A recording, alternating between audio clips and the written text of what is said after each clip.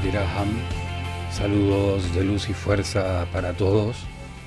Les damos la bienvenida al episodio 22 de Rebeldes en un Mundo Perdido, que se transmite desde un lugar perdido de este mundo que en estos últimos 2 días, especialmente ayer en la noche y esta mañana, estamos grabando con unas ráfagas de viento ciclónico de casi 80 kilómetros por hora. Así es que este es nuestro búnker, este es nuestro espacio. Si el viento nos acompaña, fantástico. Si oyen cualquier cosa que cae en el techo, no nos va a pasar nada. Estamos en medio de un bosque y eso suele pasar, pero el episodio no puede dejar de grabarse. Les estoy hablando del episodio 22, al que hemos llamado Jesús contra el Demiurgo, la activación del pentagramatón y el código del Himalaya. Puede ser un título muy largo, pero poco a poco, en la medida en que avancemos en lo que se va a exponer, van a ir descifrando o decodificando junto a mí lo que es el cierre de este ciclo de Jesús que nos hemos planteado por ahora. Eso dependerá mucho de qué otras revelaciones surjan y que otras verdades surjan en el transcurso del tiempo. Quiero agradecer, antes de que se me olvide, quiero agradecerle a mi hermano Héctor por todo su esfuerzo, por todo su trabajo junto a mí para que estos episodios salgan. Ha sido apodado el Tigre por las EBE que nos acompañan y nos asesoran, y también a Valentina Arenas por su aporte pues en la parte de diseño, que ha sido fabuloso. Esto porque pues seguramente hacia el final ya se me olvidaría. Bien, como les decía, hicimos un episodio 21 donde se dio una revelación tremenda. Esa revelación en la escuela a la que yo pertenecí fue una revelación muy críptica que gradualmente fuimos ampliando, o me tocó a mí la tarea de ampliar. Por eso yo siento que el trabajo que hice con ella fue un trabajo con mucha ética, porque incorporé una cantidad de información que nunca se había dicho previamente en ninguna instancia. Fue enriquecida grandemente a lo que es lo original, y el episodio 22 sí pues es absolutamente complementario al episodio 21, pero tiene que ver exclusivamente con meditaciones, reflexiones, investigaciones que he venido realizando a lo largo de los años. Así es que me gustaría comenzar con este episodio 22 llamado el Jesús contra el Demiurgo, la activación del pentagramatón y el código del Himalaya.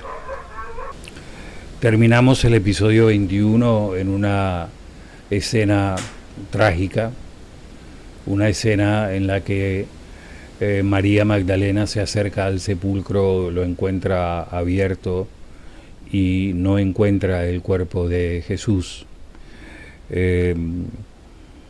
María Magdalena encuentra un vacío que la religión no ha sabido explicar hasta ahora, o le ha dado una explicación, pues la que todos conocemos, ¿no? La resurrección en la carne de Jesús.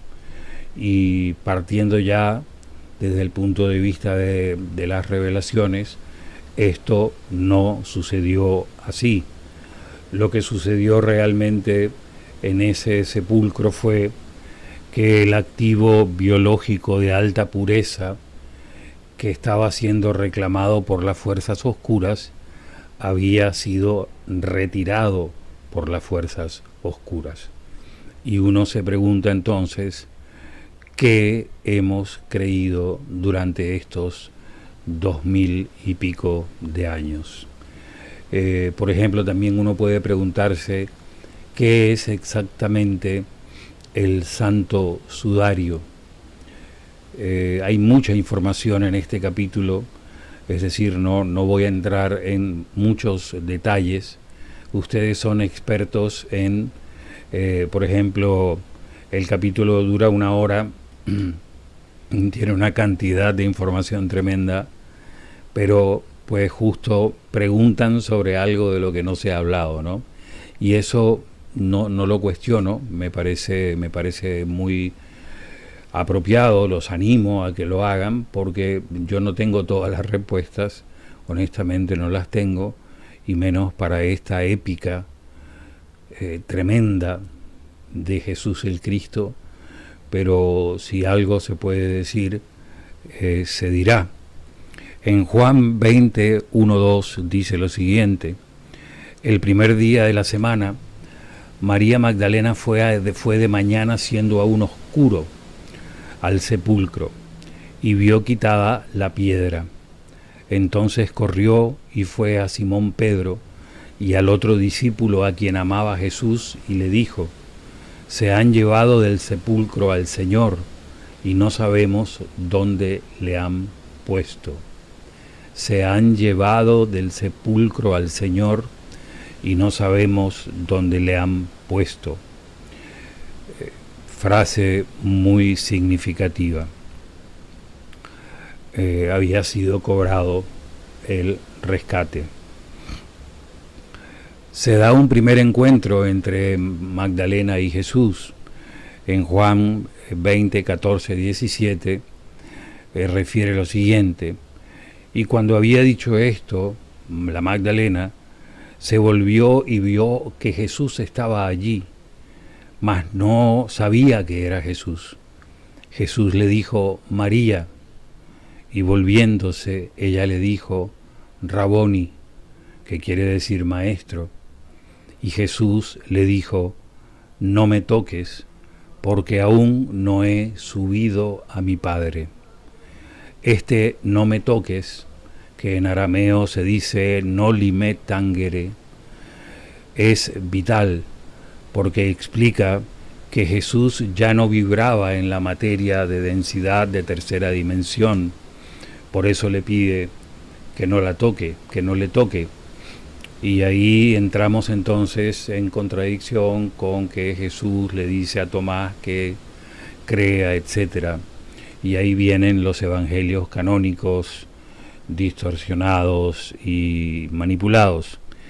Jesús en ese momento era una presencia de alta frecuencia a razón del Kayakalpa. Ya también hablaremos sobre eso cuando nos traslademos geográficamente. Y Magdalena, por su conexión de consorte compañera, fue la única capaz de sintonizar primero con Jesús. Jesús, como sabemos, fue un enviado del pleroma, por usar el término gnóstico que habla de las dimensiones del campo unificado o de las dimensiones del Shiva Tattva, y había terminado su fase de infiltración. El rehén había entregado su envase biológico para liquidar el embargo, pero en ese silencio del sepulcro había dejado algo mucho más potente que un milagro. Había insertado una frecuencia en la raíz de la Matrix, que ya existía. Ustedes no vayan a pensar que la Matrix existe desde la película del año 2000. Lo que los ingenieros administradores Estoy haciendo una narrativa, ¿verdad? Porque quiero contarles muchas cosas. Llamémoslos Elohim, Anunnakis, etcétera, los administradores de la granja humana y de las siembras genéticas, como el Yud-Hei Vav-Hei, se regían por el rigor y la ley. Eran básicamente regidos por la frecuencia de Saturno. Y aquí yo los remito a un episodio muy profundo que hicimos recientemente sobre la Luna, el software oscuro de la Maya Matrix. Si la Luna es una antena repetidora, es Saturno el gran emisor central, el hardware central de control de la materia, del tiempo lineal, de la esclavitud de la genética en este sistema solar. Esto lo digo porque lo digo con toda libertad, porque quien primero habló de esto, que yo sepa, fue David Icke, en una exposición superlativa, ¿no? Pues luego cada escuela que ha querido también ha investigado sobre la influencia de la órbita de Saturno, que es el último planeta de los considerados planetas sagrados, y de la influencia que tiene el ruido de baja frecuencia. Es un ruido de bajísima frecuencia que emite la tormenta hexagonal que está en su polo norte. Esa emisión de esa tormenta que ese hexágono produce es capaz de tocar todo el sistema solar y sabotear el trabajo del fotón solar. Básicamente los Elohim respondían a la frecuencia de Saturno, a la frecuencia del encierro, a la frecuencia del rigor, y Saturno es simbolizado, como se simboliza la materia, con un cubo negro. Ya vamos a hablar también un poquito sobre eso, porque tengo algunos ejemplos acá en la mesa. Hoy vamos a decodificar como el Yud-Hei Vav-Hei, llamado también tetragramatón. Jesús pudo llevarlo, hablando en términos rebeldes, pudo hackearlo y convertirlo en el verdadero pentagramatón.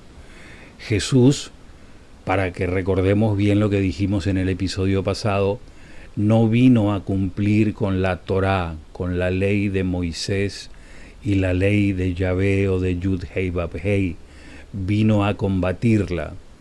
Como Mesías llamado por los esenios, él fue el Mesías enviado, pero no el que se esperaban los judíos atrapados en la energía saturnina. Él vino a incendiar con fuego, ¿no? La ley, esa ley. Ese fuego está contenido en un código, que es el mismo pulso vibratorio que trajo de los lugares a donde fue. Hoy vas a entender cuál es ese código liberador que destruye la ilusión de Saturno, y prepárate, porque también vamos a hablar un poco sobre el arca de la alianza que hoy se encuentra en Etiopía como un reactor extraordinario, protegido, no puesto en ningún museo, porque es algo que ha dejado a los científicos sin palabras. Lo que sí podemos decir es que con Jesús el tiempo del rehén terminó y nos dejó el fuego encendido. El problema fue lo que hicimos nosotros con lo que Él nos dejó. Nosotros en el episodio 21 pasamos por muchos momentos críticos del ministerio de Jesús. No los voy a repetir, ustedes lo van a poder ver de nuevo si así lo quieren ver, pero vayamos, por ejemplo, recordemos lo que hablamos ahora, ¿no? La primera que va allí es María Magdalena.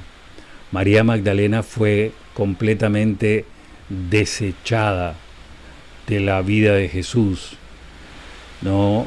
En los evangelios canónicos, y esto es sumamente injusto, porque vamos a hacer un episodio sobre María Magdalena y su propia épica, y su propia descendencia, y allí es donde la cosa se pone muy interesante, pero eso lo vamos a hacer en otro momento.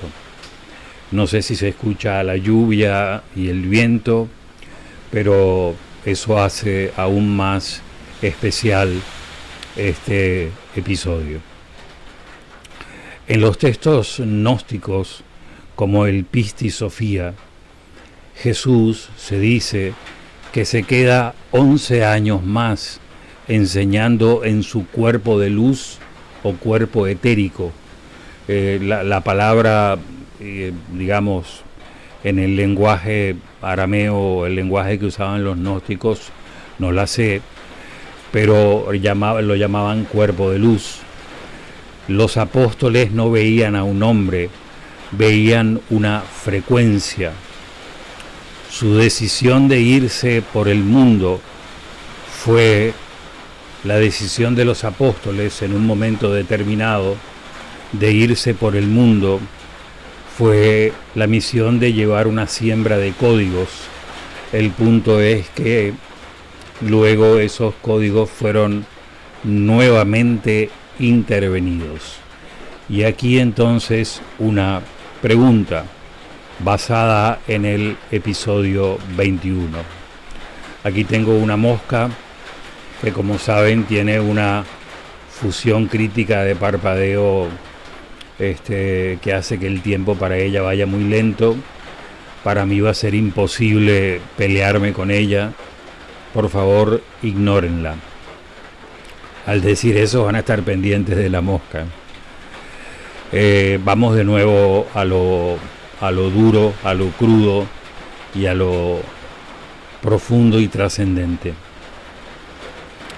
Si el Evangelio de Judas dice que Jesús le pidió a Judas que lo entregara, ¿quién nos mintió durante 2000 años diciendo que Judas lo había traicionado?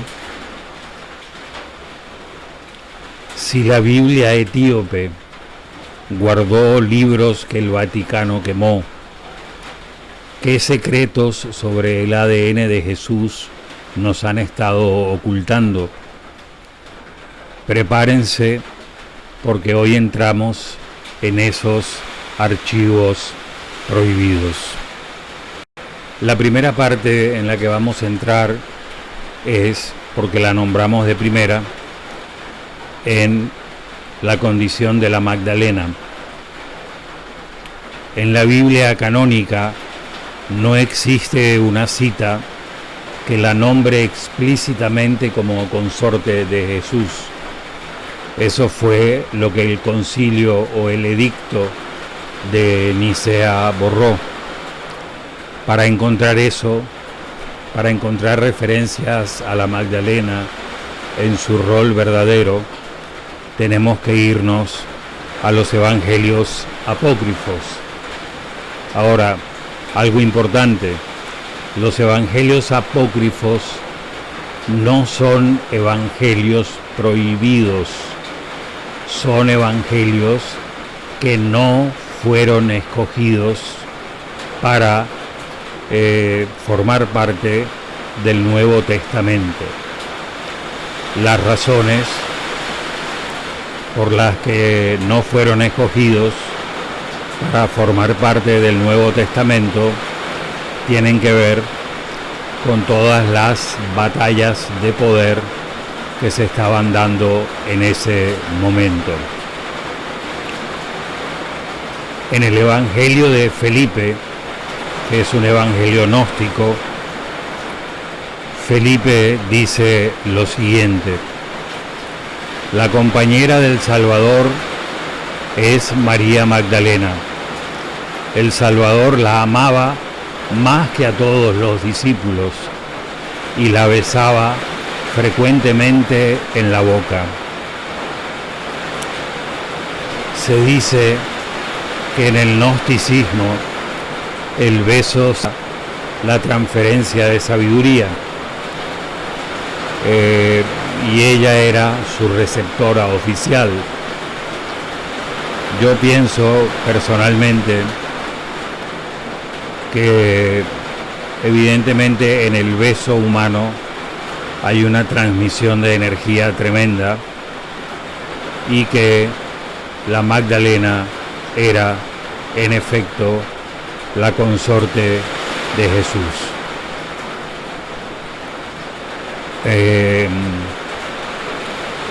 Los evangelios apócrifos a los que ustedes tendrían que hacer referencia o investigación si quisieran entender un poco más el error cósmico que se ha dado en los últimos 2000 años, serían, desde nuestra perspectiva, los siguientes. El Evangelio de Judas. Jesús le explica a Judas que los otros apóstoles le rezan a un Dios menor, al demiurgo, y Judas es el único que reconoce que Jesús viene de Barbelo, el Pleroma o el Shiva Tatua. Sin este texto, nunca entenderías que Judas fue el ejecutor del pacto genético y no fue un pobre traidor por monedas de plata. El Evangelio de Tomás, Dichos de Luz. En el Evangelio de Tomás hay cosas muy interesantes. Tomás no narra milagros. Y en el Evangelio de Tomás hay una cita que dice lo siguiente: cuando tus dos ojos se hagan uno, habrás encontrado al Cristo en ti. Eso es puro Kriya Yoga o Tantra. También Tomás dijo: el reino está dentro de nosotros. Y Jesús enseñó que el ADN divino, la chispa, no necesita intermediarios ni templos del cubo de Saturno para manifestarse.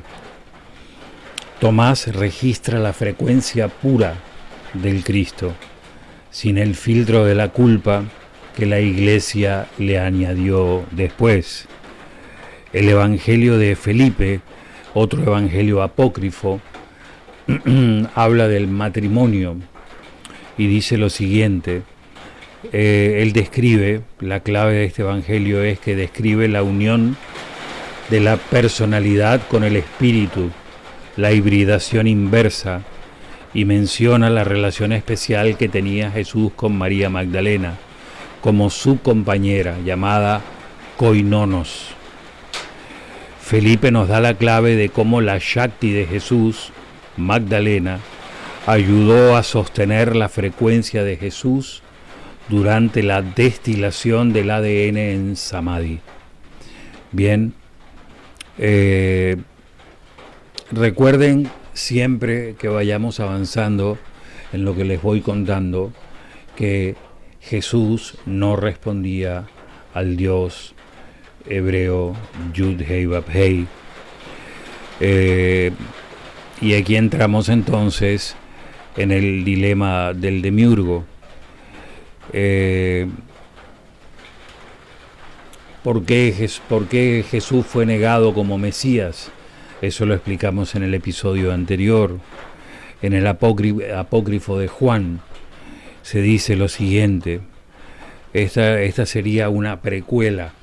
Este es el apócrifo de Juan, ¿ok? No el Evangelio de Juan de los canónicos.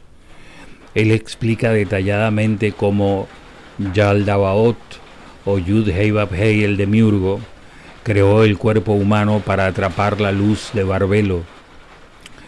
Este libro es el que devela la granja de frecuencias y siembras genéticas y describe cómo los arcontes sellaron nuestro ADN.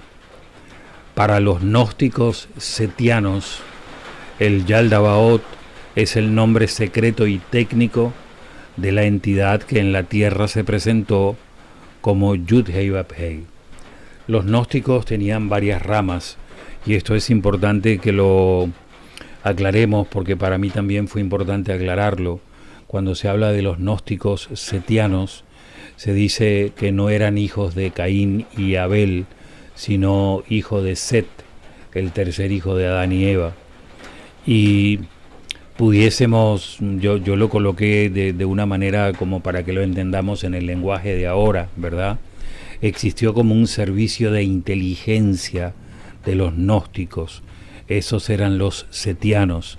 Ellos se autodenominaban la raza inamovible, los descendientes biológicos de la chispa pura del pleroma, no contaminados por ninguna hibridación. Los setianos gnósticos no veían al Dios del Antiguo Testamento como un padre, sino como Yaldabaoth, el gran arquitecto ciego, una inteligencia artificial que atrapó a la humanidad en un bucle de carne y olvido. Para ellos, Jesús no vino a reconciliarnos con el carcelero Yud-Hei-Vab-Hei, sino a recordarnos que nuestra genética es anterior a este mundo de barro y superior a los que se decían sus administradores. Y aquí viene entonces la entrada a los códigos, ¿no? El error de Moisés y el tetragramatón.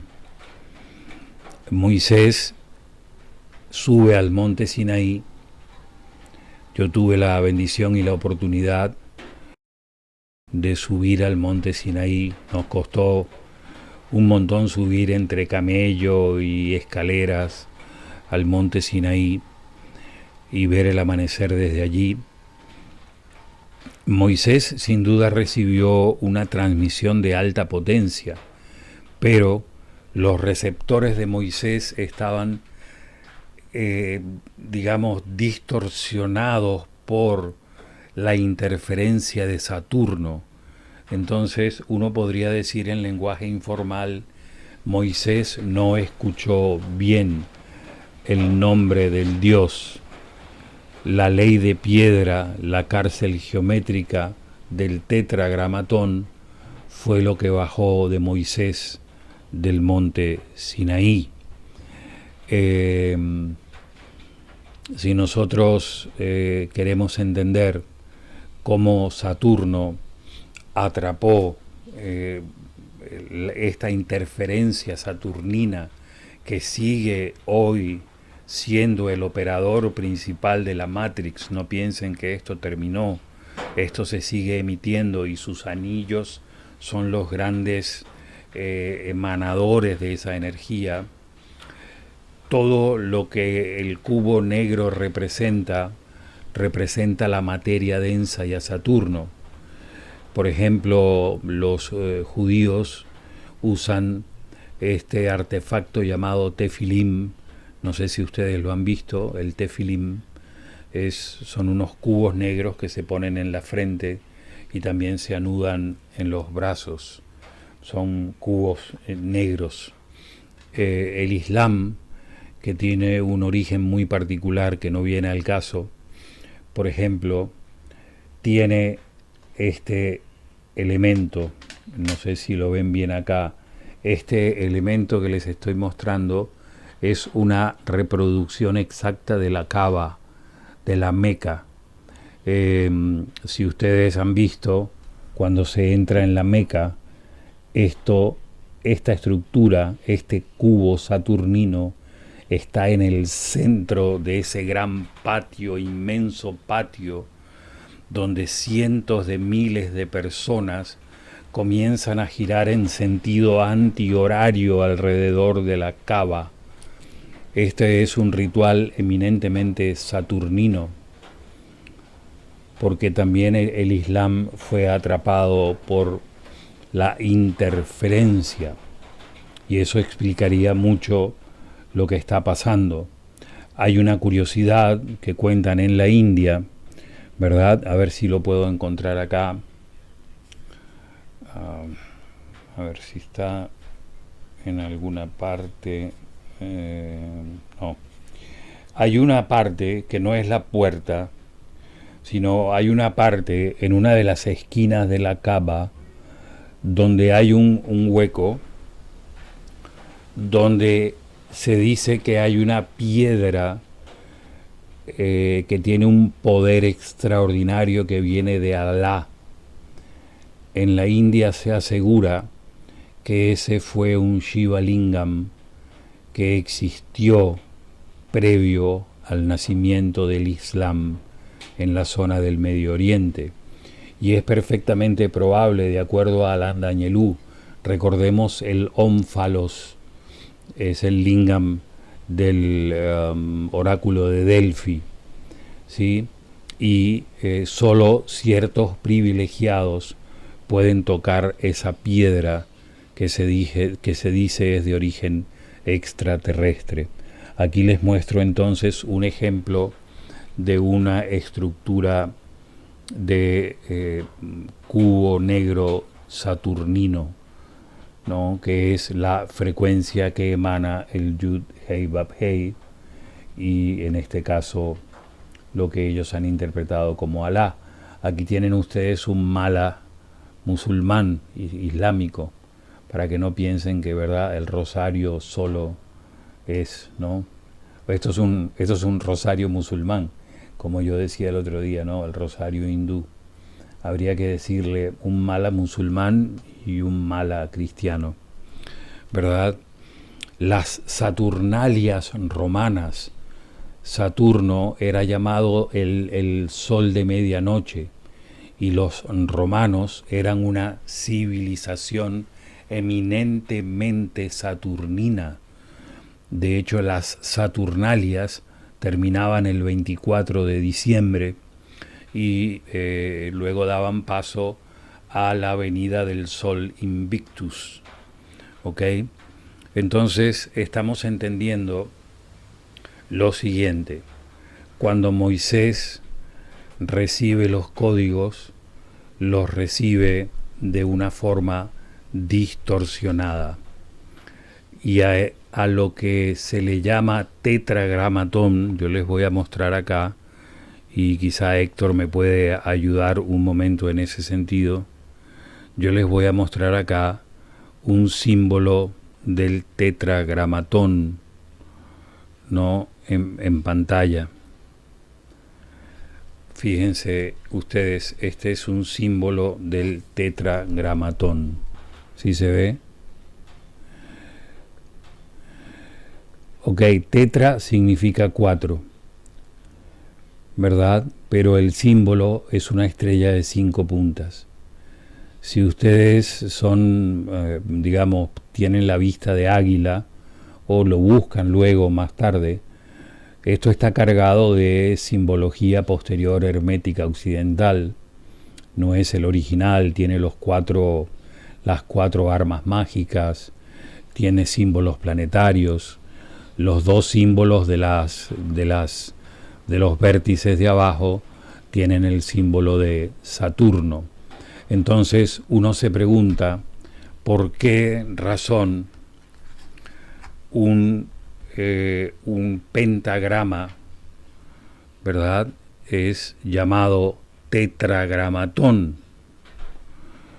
Y se sabe, y los mismos hebreos saben, que el nombre de Dios hebreo no se conoce aún, no se sabe cuál es, faltó algo, y ellos lo saben y por eso no lo pronuncian, y se dice que, bueno, al nombre le faltó una letra. Los cabalistas modernos, los cabalistas antiguos, los cabalistas ortodoxos, judíos, han ido investigando, no digo investigando en libros antiguos, sino por revelación, cuál puede ser la letra que falta para que el nombre realmente sea un nombre liberador y no el nombre de un carcelero, ¿verdad? Y esa letra fue descubierta y ya vamos a llegar ahí. Otra cosa que es importante aclarar para muchos que se están haciendo quizá preguntas, sobre las distintas rebeliones, sobre la presencia de ciertas entidades, o como la rebelión de Lucifer, etcétera.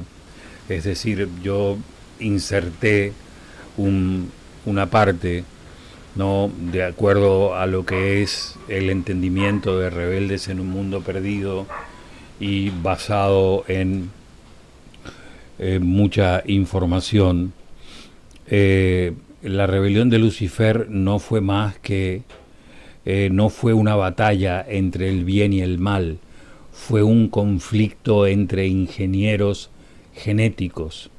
Lucifer es Prometheus, el dios griego que le ofreció al hombre el fuego antes de que su genética estuviese preparada para recibirlo.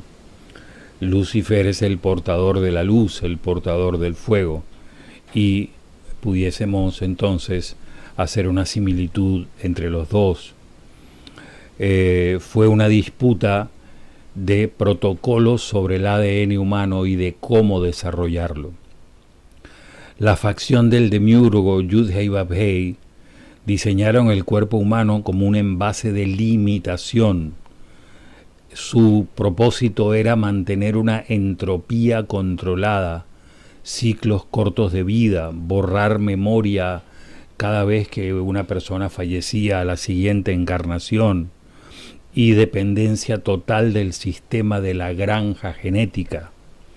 La facción disidente, que fue la facción de Lucifer o los vigilantes, decidieron realizar una intervención no autorizada por las fuerzas de luz superior e insertaron códigos de expansión mental e hibridación, el fruto del conocimiento, antes de que el envase estuviese estabilizado. Por eso se le colocó en el lugar del mal, digamos.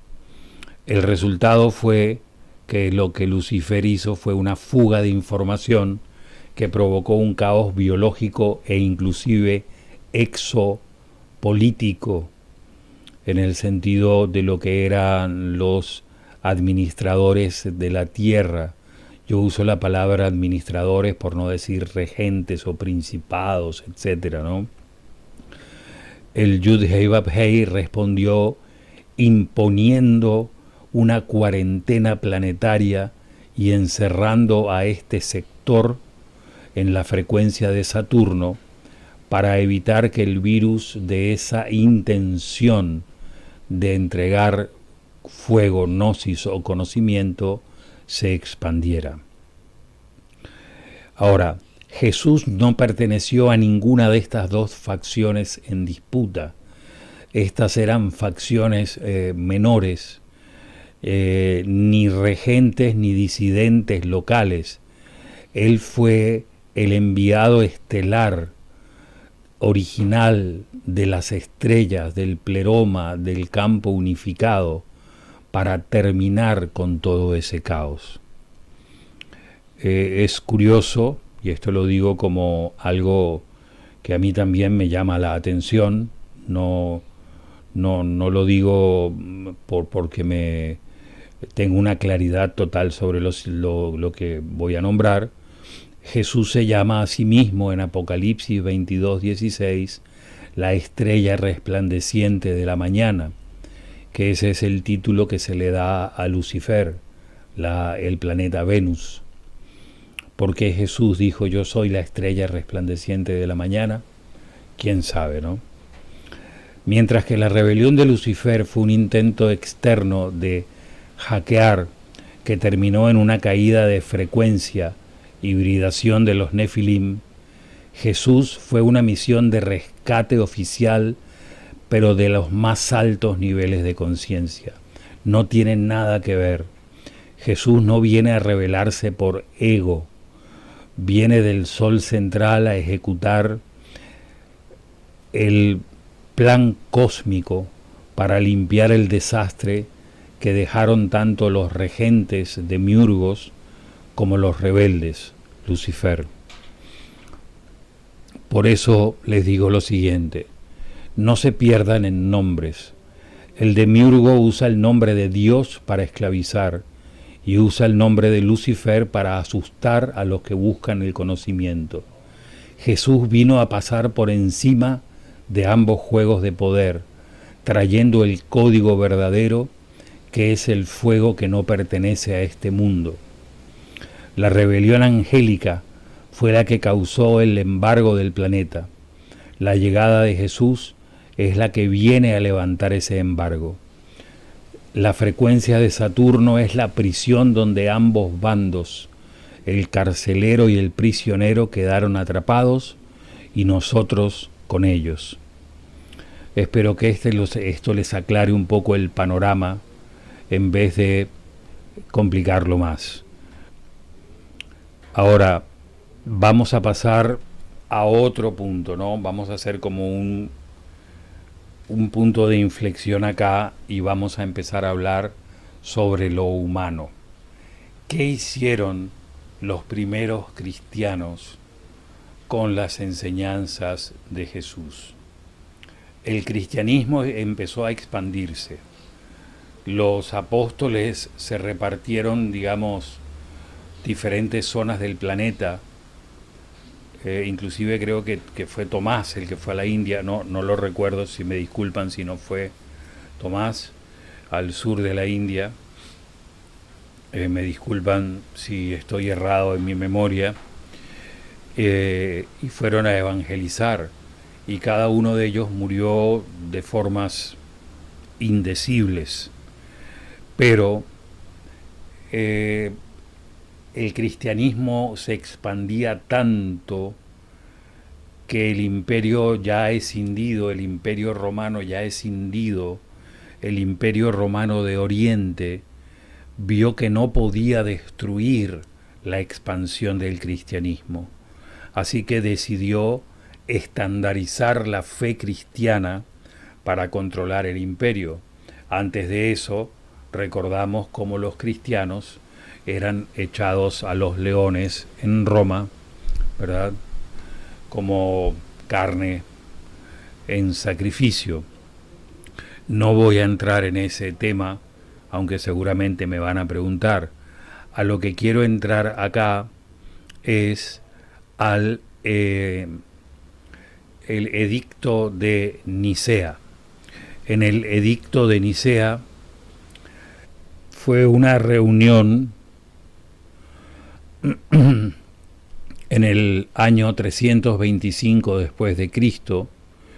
Previo a Nicea estuvo el edicto de Milán, ¿verdad? Pero en el de Nicea, que es hoy en una ciudad que se llama Iznik, en Turquía, Constantino convocó a los obispos para estandarizar la fe. ¿Qué se discutió en el concilio de Nicea? Se decidió que Jesús era de la misma sustancia que el Padre, es decir, que el Yud Hei Bab Hei. Fíjense lo que les estoy diciendo, ¿no? Jesús vino a combatir al Yud Hei Bab Hei. Y en el concilio de Nicea, 325 después de Cristo, se llega al acuerdo de que Jesús era de la misma sustancia que el Yud Hei Bab Hei. En ese concilio se quemaron los evangelios gnósticos y se selló la unión forzada entre la Torá y el ministerio de Jesús.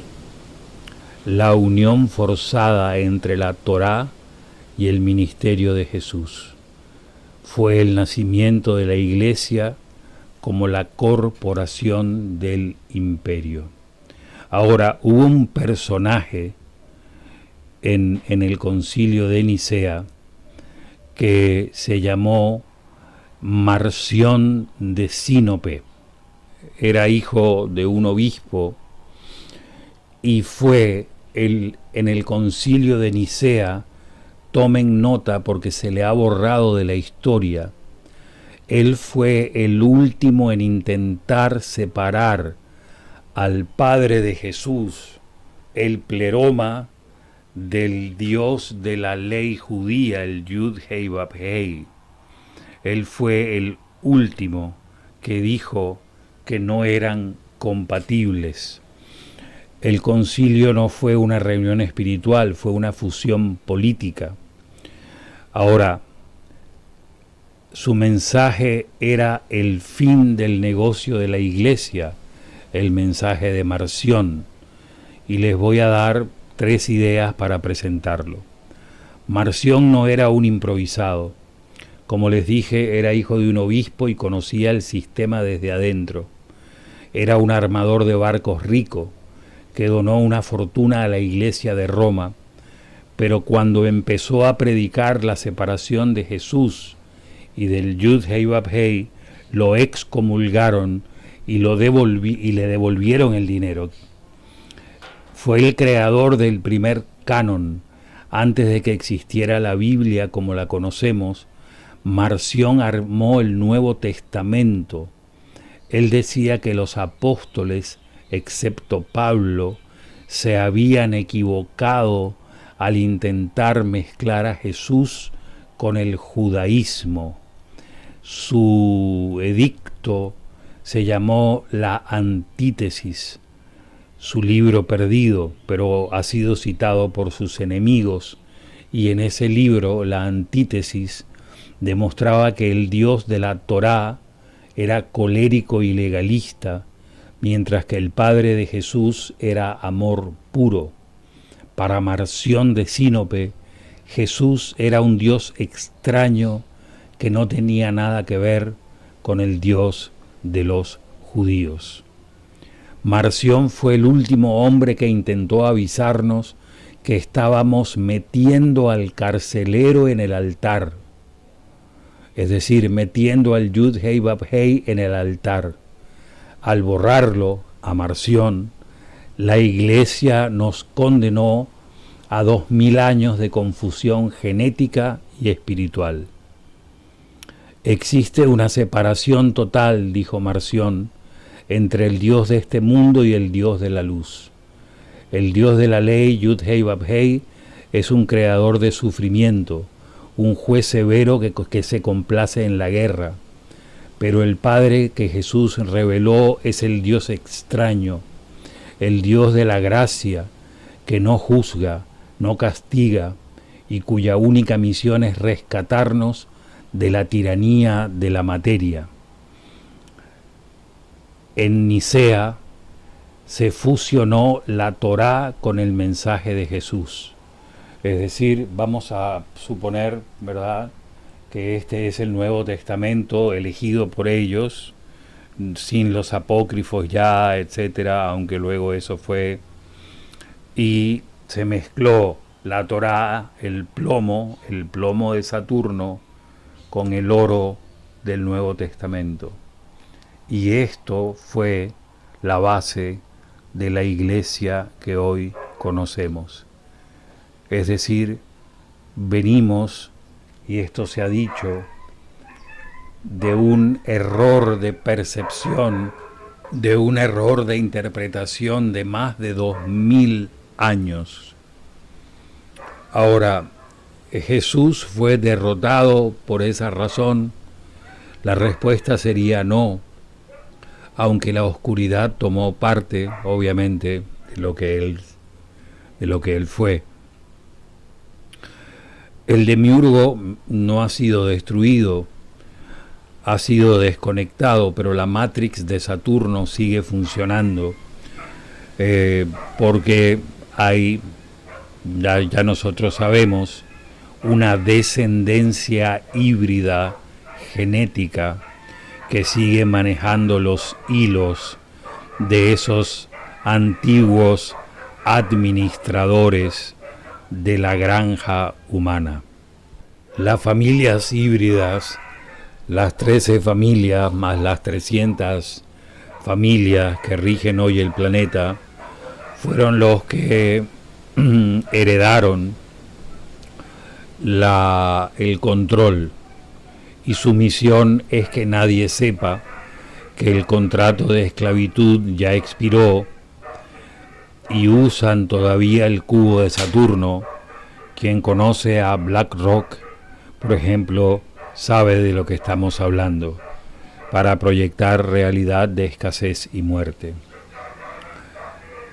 Al unir el ministerio de Jesús, la liberación, con la Torá, la ley del demiurgo, la Iglesia creó una interferencia de onda. Adoras al que te libera, pero obedeces al que te encadena. Nosotros no deberíamos adorar al cadáver de Jesús, sino al Jesús de la gloria. Si quieres colocarle a un demonio, ¿verdad?, el cuerpo de Jesús o su sangre para decirle, somos libres, hazlo, pero no al hombre. No confundas al hombre con dolor como salvación. Nosotros tenemos en nuestro arquetipo de pensamiento que mientras más dolor tengo, mientras más sufrido soy, más cerca de Dios estoy. Y ese no fue el mensaje de Jesús. Jesús estaba en Samadhi, Jesús estaba iluminado antes de ser crucificado. No fue la crucifixión lo que le dio la iluminación. Jesús tenía una Shakti, como todo maestro, que era Magdalena, al que, según Felipe, le daba besos. Es hermoso cambiar la visión de Jesús por un Jesús verdadero, un Jesús que nos haga llorar de emoción al saber que lo estamos rescatando de un error de 2000 años que nos ha tenido nuevamente encadenados cuando Él vino realmente a liberarnos, y que consiguió ese código. Ya van a ver a dónde. La Iglesia es el resurgimiento del imperio asirio babilónico.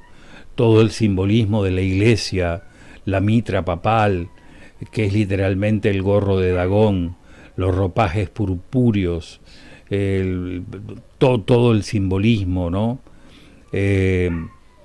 La Iglesia tomó el mensaje de Jesús y lo vistió con los ropajes del Yud Hei Vav Hei, para que la gente al arrodillarse estuviera alimentando el egregor babilónico sin saberlo. Al unir la Torá con Jesús, se creó una paradoja evolutiva. Estamos en una paradoja evolutiva. Repito, adorar al liberador bajo las reglas del carcelero. Vamos a hablar ahora un poco sobre el Arca de la Alianza. El Arca de la Alianza se encuentra en Etiopía. Es un constructo hecho en la época de Moisés, ¿verdad? Pero intervenido posteriormente, y es un repetidor de señal. Cuando la frecuencia sube, el arca reconoce a aquellos que alcanzan conciencia crística o conciencia superior y descarga códigos del campo unificado, llamémoslo códigos de Shiva o códigos del pleroma. ¿Por qué el Arca de la Alianza está en Etiopía y no en Jerusalén? Porque es el lugar geográfico que mantuvo el linaje de Salomón y la reina de Saba fuera del alcance del hackeo saturnino de Roma. El arca no es un cofre, es un estabilizador cuántico de frecuencia que está allí esperando que el ADN humano active el código Ya voy a decir cuál es el código, no se desesperen, para que el arca pueda sincronizarse. Y si eso sucediera, que es muy difícil que suceda, se pudiese dar un salto cuántico. Pero ya está dicho que eso no va a pasar. El arca es un dispositivo de seguridad cuántica y el enfrentamiento con el demiurgo es una guerra de frecuencias que aún se está librando en el aquí y en el ahora. El arca y el demiurgo no son mitos, son tecnologías cósmicas que operan en campos contrarios.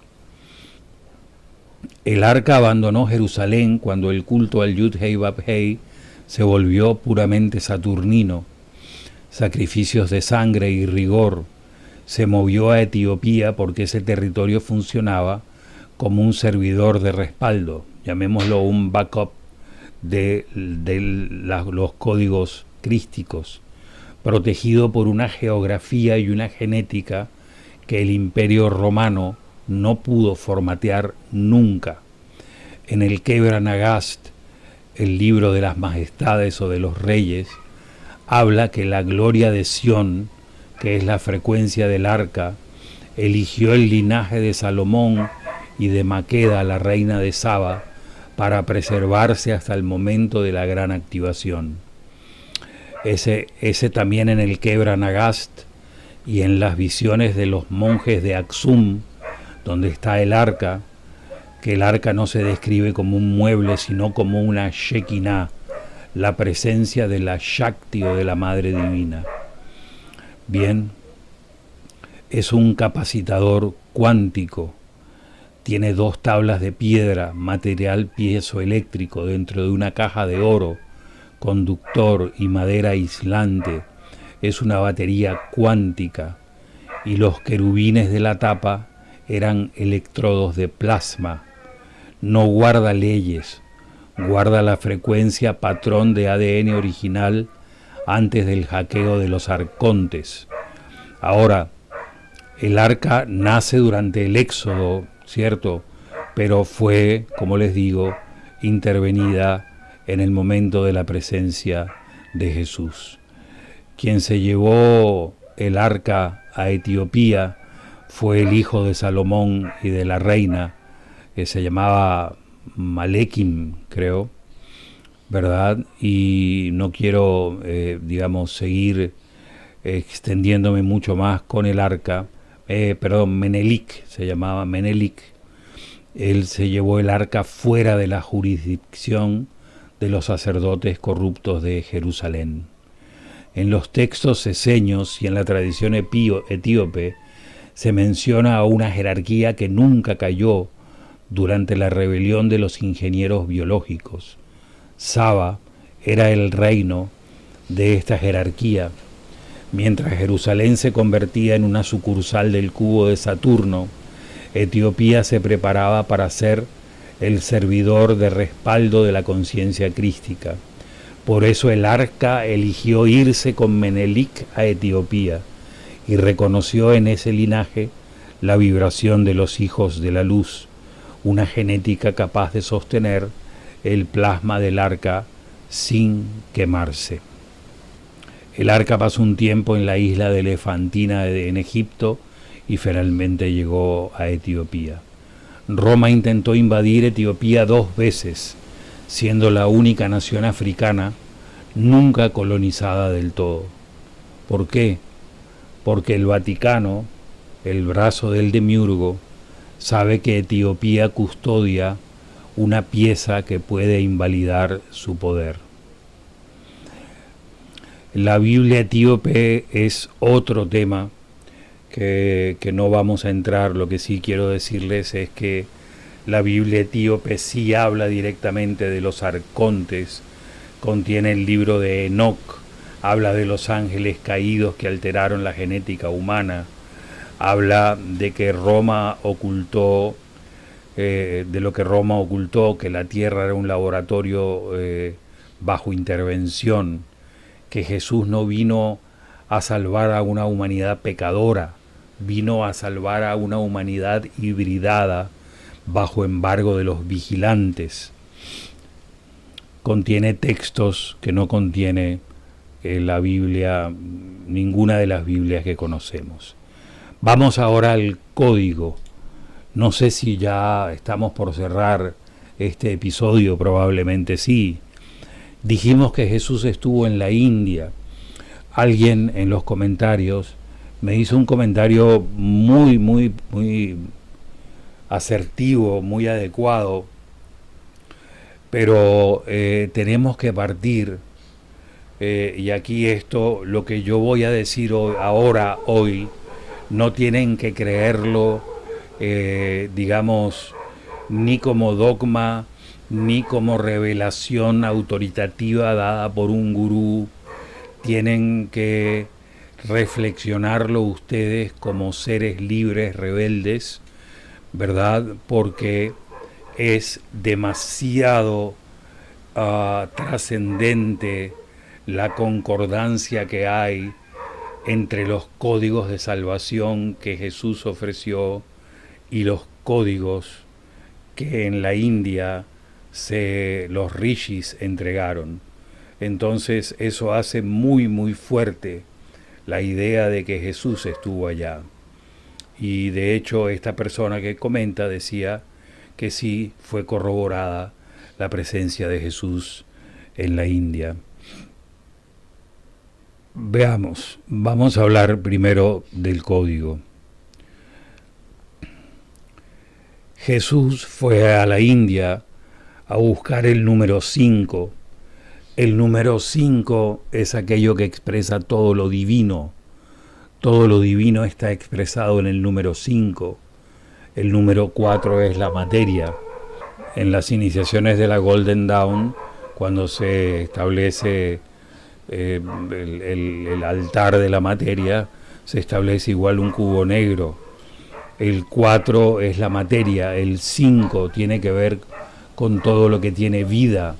Por eso esta estrella, no voy a mostrar la de la computadora, por eso esta estrella, ¿sí?, tiene vida, tiene 5, es el 5, y aquí está guardado el código matemático perfecto que hace nuestro ADN perfecto. Entonces Jesús fue a buscar el código del 5 a la India. En el lenguaje hebreo es la letra Shin, Shin, que se traduce como fuego. Esa fue la letra que Moisés no escuchó, la que iba a quemar absolutamente el control, el ruido de interferencia de Saturno, lo iba a apagar completamente con su vibración. No sé si lo iba a destruir, pero lo iba a anular, lo iba a apagar. Si Moisés hubiese colocado la letra Shin en el Yud Hei Vav Hei, el demiurgo no hubiese tenido posibilidad de operar, porque los códigos de invocación hubiesen cambiado, pero no la colocó. Y lo extraordinario de esto es que el Panchakshara mantra Namah Shivaya, cuando se nombra por separado, cuando separamos las sílabas, las nombramos Nam, Mam, Shim, Vam, Yam. Y Shim, ¿saben lo que es? ¿Cuál es el elemento que representa la Shim del Namah Shivaya en el mantra Om Namah Shivaya? El fuego. Shin, el fuego en hebreo. Shim, el fuego en sánscrito. Jesús fue a los Himalayas y nosotros sabemos, solo una persona en Samadhi recibe códigos. Jesús recibió los códigos del ADN perfecto en los Himalayas y recibió se le incrustó en su hridaya la letra Shim, Shin, la del fuego, y con ese fuego, que es un código vibracional que hizo vibrar su ADN miles de veces más potente que el del demiurgo, él regresó a Israel y así comenzó su ministerio. Y así comenzó su ministerio contra el Yud-Hei Vav-Hei. Pero en el concilio de Nicea y previo en el de Milano se fusionaron porque era conveniente una alianza judeo-cristiana para dominar el mundo, por lo menos el mundo occidental,